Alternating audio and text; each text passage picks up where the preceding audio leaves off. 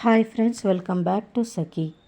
రాజుని ఇంటి నుంచి వాళ్ళ అమ్మా నాన్న దగ్గరికి వెళ్ళిపోమ్మని ఇందు ఎంత చెప్తున్నా రాజు వినిపించుకోడు. అందుకే ఇందు కఠినంగా మాట్లాడుతుంది రాజుతో. ఈ ఇంట్లో వచ్చే కష్టం నాది, దాన్ని నేను ఆరుస్తానో తీరుస్తానో నీకు అనవసరం అంటుంది ఇందు.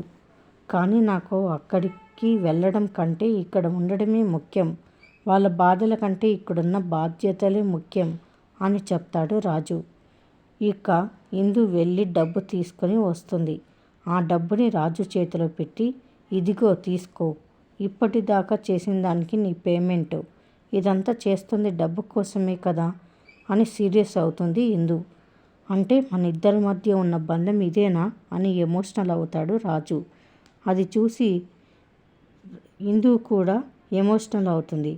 కానీ ఇందు కఠినంగా మాట్లాడి రాజుని ఇంటి నుంచి వెళ్ళిపోయేలాగా చేస్తుంది.